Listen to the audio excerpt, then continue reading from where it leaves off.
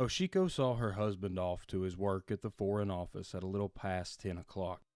Then, now that her time was once again her very own, she shut herself up in the study she shared with her husband to resume work on the story she was to submit for the special summer issue of K magazine. She was a versatile writer with high literary talent and a smooth flowing style. Even her husband's popularity as a diplomat was overshadowed by hers as an authoress. Daily she was overwhelmed with letters from readers praising her works. In fact, this very morning, as soon as she sat down before her desk, she immediately proceeded to glance through the numerous letters which the morning mail had brought. Without exception, in content they all followed the same pattern, but prompted by her deep feminine sense of consideration, she always read through each piece of correspondence addressed to her, whether monotonous or interesting. Taking the short and simple letters first, she quickly noted their contents. Finally, she came to one which was a bulky, manuscript-like sheaf of pages. Although she had not received any advance notice that a manuscript was to be sent her, it was still not uncommon for her to receive the efforts of amateur writers seeking her valuable criticism. In most cases, these were long-winded, pointless, and yawn-provoking attempts at writing. Nevertheless, she now opened the envelope in her hand and took out the numerous, closely written sheets. As she had anticipated, it was a manuscript, carefully bound. But somehow, for some unknown reason, there was neither a title nor a byline. The manuscript began abruptly. "Dear Madam." Momentarily she reflected. Maybe, after all, it was just a letter. Unconsciously, her eyes hurried on to read 2 or 3 lines, and then gradually she became absorbed in a strangely gruesome narrative. Her curiosity aroused to the bursting point and spurred on by some unknown magnetic force, she continued to read. "Dear Madam, I do hope you will forgive this presumptuous letter from a complete stranger.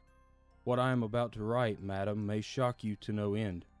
However, I am determined to lay bare before you a confession, my own, and to describe in detail the terrible crime I have committed. For many months I have hidden myself away from the light of civilization, hidden, as it were, like the devil himself. In this whole wide world no one knows of my deeds. However, quite recently a queer change took place in my conscious mind, and I just couldn't bear to keep my secret any longer. I simply had to confess. All that I have written so far must certainly have awakened only perplexity in your mind. However, I beseech you to bear with me and kindly read my communication to the bitter end, because if you do, you will fully understand the strange workings of my mind, and the reason why it is to you in particular that I make this confession. I am really at a loss as where to begin, for the facts which I am setting forth are all so grotesquely out of the ordinary. Frankly, words fail me, for human words seem utterly inadequate to sketch all the details. But, nevertheless, I will try to lay bare the events in chronological order, just as they happened. First, let me explain that I am ugly beyond description. Please bear this fact in mind, otherwise I fear that if and when you do grant my ultimate request and do see me, you may be shocked and horrified at the sight of my face, after so many months of unsanitary living. However, I implore you to believe me when I state that, despite the extreme ugliness of my face, within my heart there has always burned a pure and overwhelming passion. Next, let me explain that I am a humble workman by trade. Had I been born in a well-to-do family, I might have found the power, with money, to ease the torture of my soul brought on by my ugliness. Or perhaps, if I had been endowed by nature with artistic talent, I might again have been able to forget my bestial countenance and seek consolation in music or poetry. But, unblessed with any such talents, and being the unfortunate creature that I am, I had no trade to turn to except that of a humble cabinet maker. Eventually, my specialty became that of making assorted types of chairs. In this particular line, I was fairly successful, to such a degree, in fact, that I gained the reputation of being able to satisfy any kind of order, no matter how complicated. For this reason, in woodworking circles, I came to enjoy the special privilege of accepting only orders for luxury chairs, with complicated requests for unique carvings, new designs for the backrest and arm supports, fancy padding for the cushions and seat, all work of a nature which called for skilled hands and patient trial and study, work which an amateur craftsman could hardly undertake.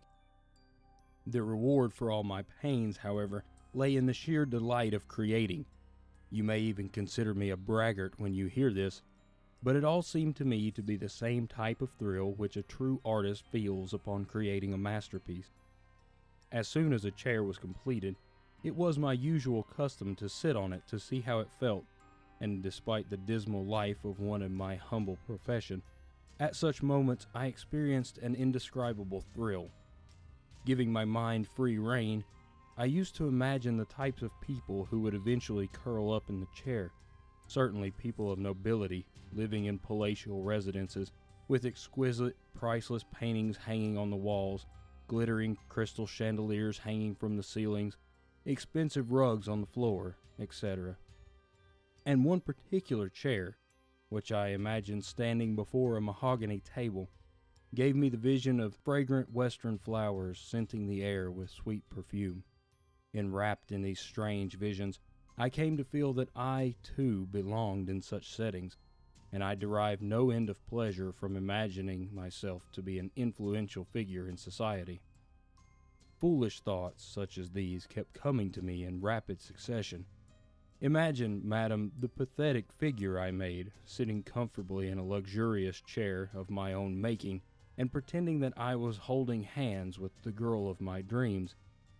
As was always the case, however, the noisy chattering of the uncouth women of the neighborhood, and the hysterical shrieking, babbling, and wailing of their children quickly dispelled all my beautiful dreams.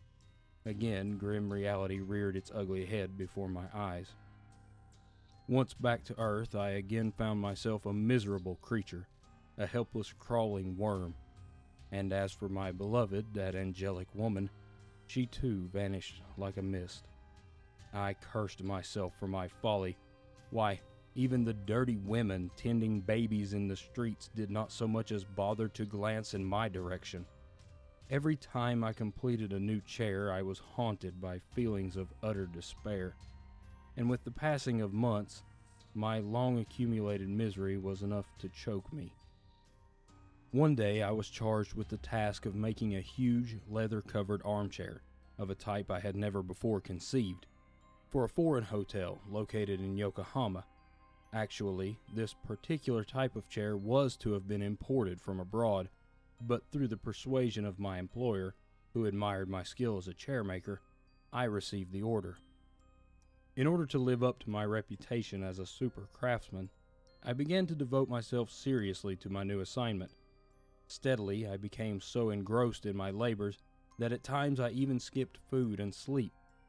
Really, it would be no exaggeration to state that the job became my very life, every fiber of the wood I used seemingly linked to my heart and soul. At last, when the chair was completed, I experienced a satisfaction hitherto unknown, for I honestly believed that I had achieved a piece of work which immeasurably surpassed all my other creations.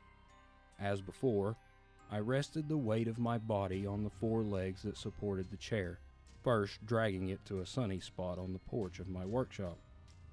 What comfort! What supreme luxury! Not too hard or too soft. The springs seemed to match the cushion with uncanny precision, and as for the leather, what an alluring touch it possessed. This chair not only supported the person who sat in it, but it also seemed to embrace and to hug. Still further, I also noted the perfect reclining angle of the back support, the delicate puffy swelling of the armrest, the perfect symmetry of each of the component parts. Surely, no product could have expressed with greater eloquence the definition of the word comfort. I let my body sink deeply into the chair, and, caressing the 2 armrests with my hands, gasped with genuine satisfaction and pleasure. Again, my imagination began to play its usual tricks, raising strange fancies in my mind. The scene which I now imagined rose before my eyes so vividly that, for a moment, I asked myself if I were not slowly going insane. While in this mental condition, a weird idea suddenly leapt into my mind. Assuredly, it was the whispering of the devil himself. Although it was a sinister idea, it attracted me with a powerful magnetism which I found impossible to resist. At first, no doubt, the idea found its seed in my secret yearning to keep the chair for myself. Realizing, however, that this was totally out of the question, I next longed to accompany the chair wherever it went. Slowly but steadily, as I continued to nurse this fantastic notion, my mind fell into the grip of an almost terrifying temptation. Imagine, madam, I really and actually made up my mind to carry out that awful scheme to the end, come what may. Quickly, I took the armchair apart, and then put it together again to suit my weird purposes. As it was a large armchair with the seat covered right down to the level of the floor, and furthermore, as the backrest and arm supports were all large in dimensions, I soon contrived to make the cavity inside large enough to accommodate a man without any danger of exposure. Of course, my work was hampered by the large amount of wooden framework and the springs inside, but with my usual skill as a craftsman, I remodeled the chair so that the knees could be placed below the seat, the torso and head inside the backrest. Seated thus in the cavity, one could remain perfectly concealed. As this type of craftsmanship came as second nature to me, I also added a few finishing touches, such as improved acoustics to catch outside noises, and of course a peephole cut in the leather but absolutely unnoticeable. Furthermore, I also provided storage space for supplies, wherein I placed a few boxes of hardtack and a water bottle. For another of nature's needs, I also inserted a large rubber bag, and by the time I had finished fitting the interior of the chair with these and other unique facilities, it had become quite a habitable place, but not for longer than 2 or 3 days at a stretch. Completing my weird task, I stripped down to my waist and buried myself inside the chair. Just imagine the strange feeling I experienced, madam. Really, I felt that I had buried myself in a lonely grave. Upon careful reflection, I realized that it was indeed a grave. As soon as I entered the chair, I was swallowed up by complete darkness, and to everyone else in the world, I no longer existed. Presently, a messenger arrived from the dealers to take delivery of the armchair, bringing with him a large handcart. My apprentice, the only person with whom I lived, was utterly unaware of what had happened. I saw him talking to the messenger. While my chair was being loaded onto the handcart, one of the cart pullers exclaimed, "Good God! This chair certainly is heavy. It must weigh a ton." When I heard this, my heart leaped to my mouth. However, as the chair itself was obviously an extraordinarily heavy one, no suspicions were aroused, and before long I could feel the vibration of the rattling handcart being pulled along the streets. Of course, I worried incessantly, but at length, that same afternoon, the armchair in which I was concealed was placed with a thud on the floor of a room in the hotel. Later, I discovered that it was not an ordinary room, but the lobby. Now, as you may have already guessed long ago, my key motive in this mad venture was to leave my hole in the chair when the coast was clear, loiter around the hotel, and start stealing. Who would dream that a man was concealed inside a chair? Like a fleeting shadow, I could ransack every room at will, and by the time any alarm was sounded, I would be safe and sound inside my sanctuary, holding my breath and observing the ridiculous antics of the people outside looking for me. Possibly you have heard of the hermit crab that is often found on coastal rocks. Shaped like a large spider, this crab crawls about stealthily and, as soon as it hears footsteps, quickly retreats into an empty shell, from which hiding place, with gruesome, hairy front legs partly exposed, it looks furtively about. I was just like this freak monster crab, but instead of a shell, I had a better shield, a chair which would conceal me far more effectively. As you can imagine, my plan was so unique and original, so utterly unexpected, that no one was ever the wiser. Consequently, my adventure was a complete success. On the third day after my arrival at the hotel, I discovered that I had already taken in quite a haul. Imagine the thrill and excitement of being able to rob to my heart's content, not to mention the fun I derived from observing the people rushing hither and thither, only a few inches away under my very nose, shouting, "The thief went this way," and "He went that way." Unfortunately, I do not have the time to describe all my experiences in detail.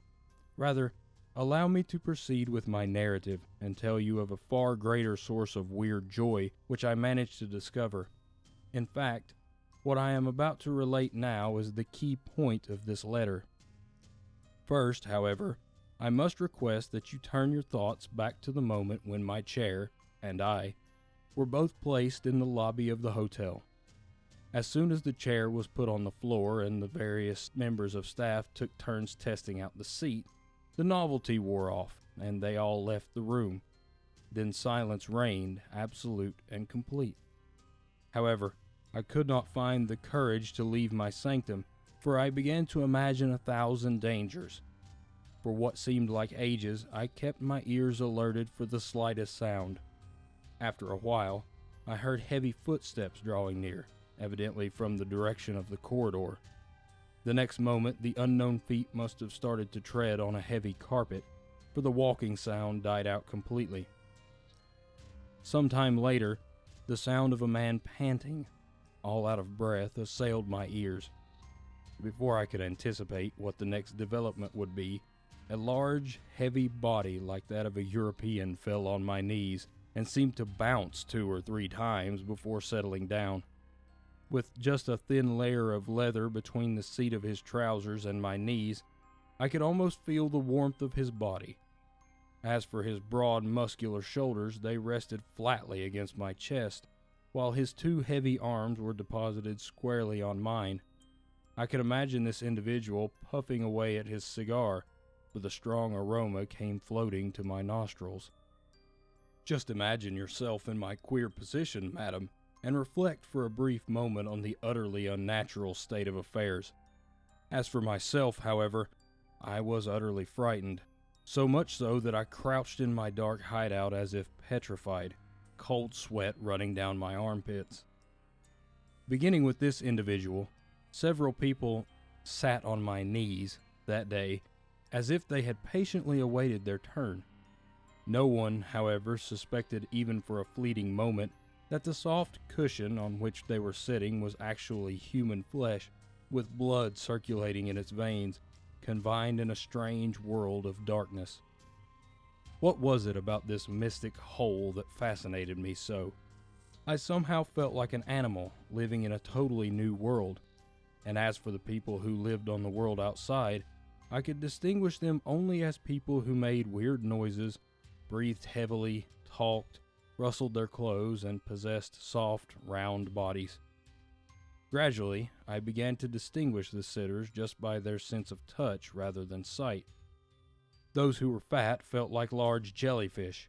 Those who were especially thin made me feel that I was supporting a skeleton. Other distinguishing factors consisted of the curve of the spine, the breadth of the shoulder blades, length of the arms, and the thickness of their thighs, as well as the contour of their bottoms. It may seem strange, but I speak nothing but the truth when I say that, although all people may seem alike, there are countless distinguishing traits among all men which can be seen merely by the feel of their bodies. In fact, there are just as many differences as in the case of fingerprints or facial contours. This theory, of course, also applies to female bodies. Usually, women are classified in 2 large categories, the plain and the beautiful. However, in my dark, confined world inside the chair, facial merits or demerits were of secondary importance. being overshadowed by the more meaningful qualities found in the feel of flesh, the sound of the voice, body odor.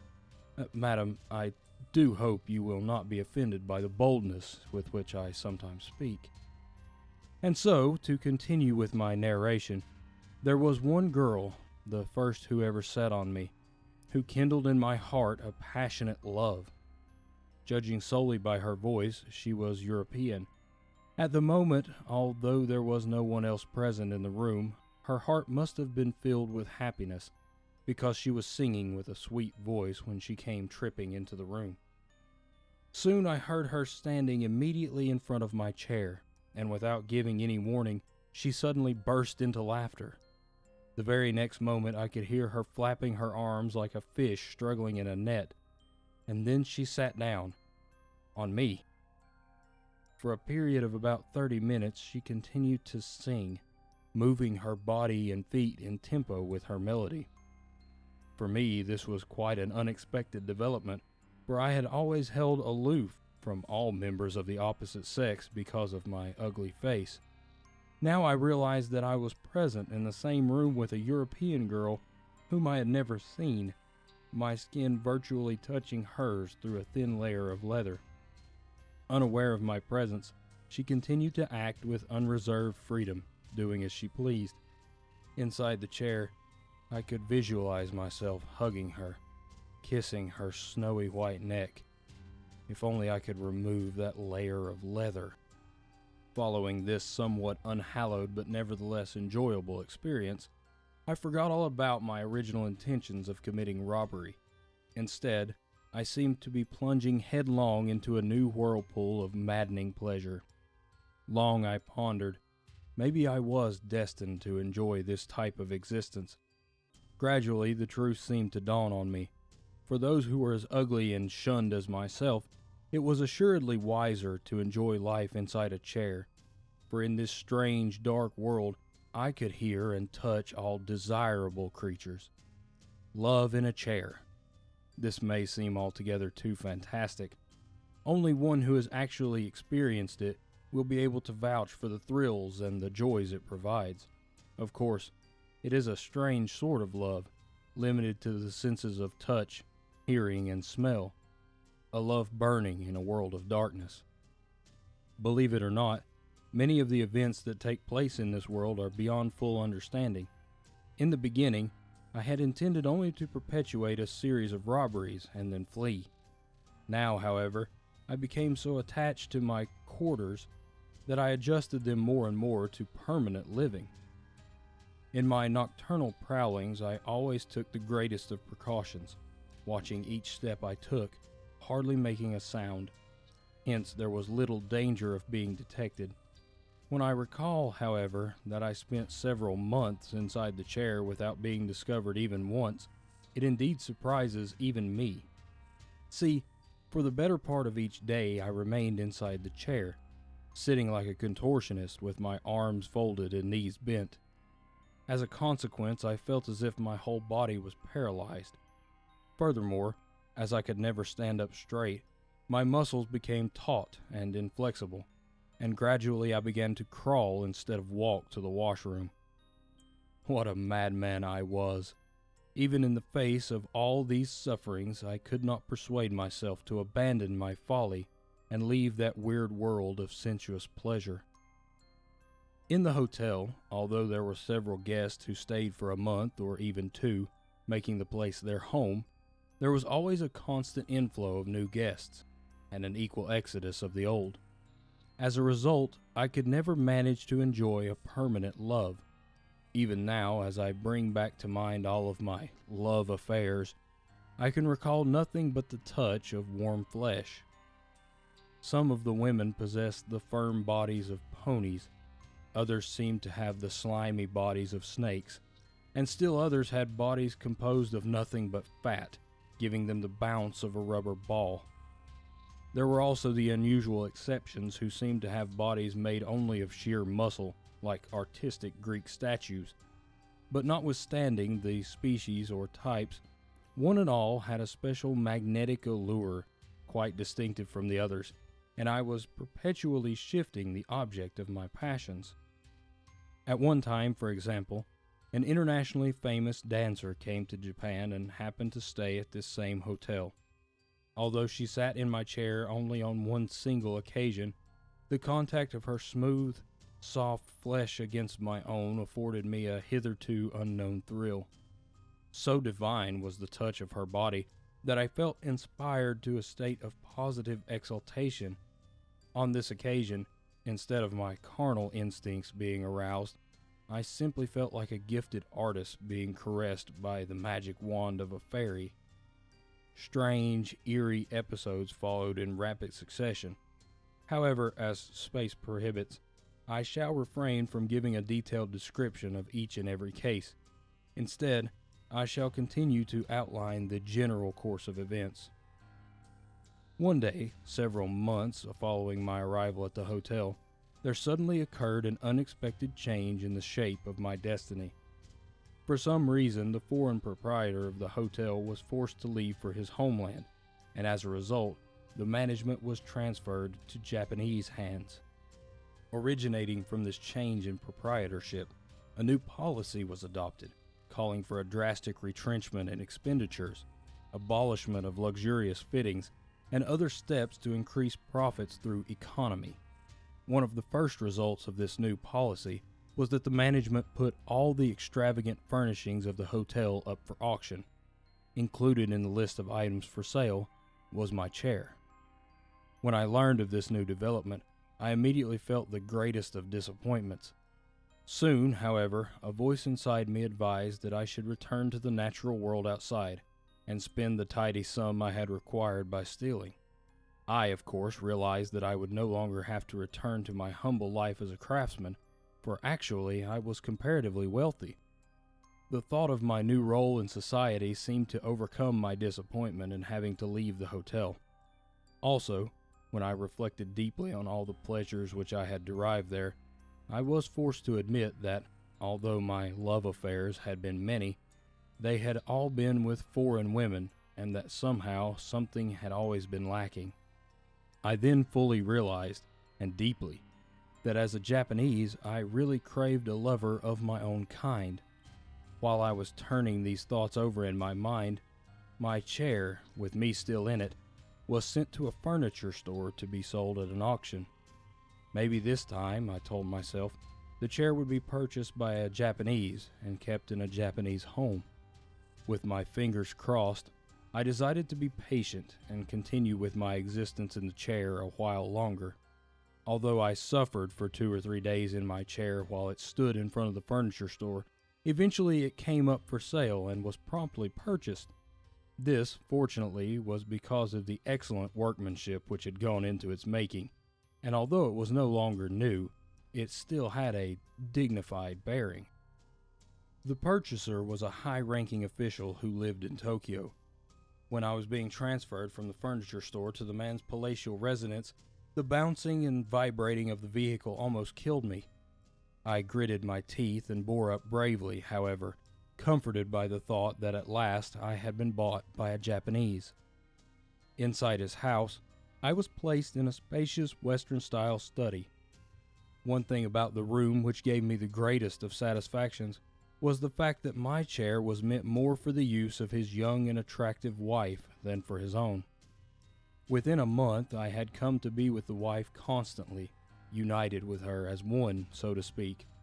With the exception of the dining and sleeping hours, her soft body was always seated on my knees for the simple reason that she was engaged in a deep thinking task. You have no idea how much I loved this lady. She was the first Japanese woman with whom I had ever come into such close contact, and moreover, she possessed a wonderfully appealing body. She seemed the answer to all my prayers. Compared with this, all my other affairs with the various women in the hotel seemed like childish flirtations, nothing more. Proof of the mad love which I now cherished for this intellectual lady was found in the fact that I longed to hold her every moment of the time. When she was away, even for a fleeting moment, I waited for her to return like a love-crazed Romeo yearning for his Juliet. Such feelings I had never hitherto experienced. Gradually, I came to want to convey my feelings for her. Somehow. I tried vainly to carry out my purpose, but always encountered a blank wall, for I was absolutely helpless. Oh, how I longed to have her reciprocate my love. Yes, you may consider this the confession of a madman, for I was mad, madly in love with her. But how could I signal to her? If I revealed myself, the shock of the discovery would immediately prompt her to call her husband and the servants, and that, of course, would be fatal to me. Exposure would not only mean disgrace, but severe punishment for the crimes I had committed. I therefore decided on another course of action, namely, to add in every way to her comfort and thus awaken in her a natural love for the chair. As she was a true artist, I somehow felt that her natural love of beauty would guide her in the direction I desired, and as for myself, I was willing to find pure contentment in her love even for a material object, for I could find solace in the belief that her delicate feelings of love for even a mere chair were powerful enough to penetrate to the creature that dwelt inside, which was myself. In every way I endeavored to make her more comfortable every time she placed her weight on my chair. Whenever she became tired from sitting long in one position on my humble person, I would slowly move my knees and embrace her more warmly, making her more snug. And when she dozed off to sleep, I would move my knees ever so softly to rock her into a deeper slumber. Somehow, possibly by a miracle, or was it just my imagination, this lady now seemed to love my chair deeply, for every time she sat down in it, she acted like a baby falling into a mother's embrace, or a girl surrounding herself into the arms of her lover. And when she moved herself about in the chair, I felt that she was feeling an almost amorous joy. In this way, the fire of my love and passion rose into a leaping flame that could never be extinguished, and I finally reached a stage where I simply had to make a strange, bold plea. Ultimately, I began to feel that if she would just look at me, even for a brief passing moment, I could die with the deepest contentment. No doubt, madam, by this time you must certainly have guessed who the object of my mad passion is. To put it explicitly, she happens to be none other than yourself, madam.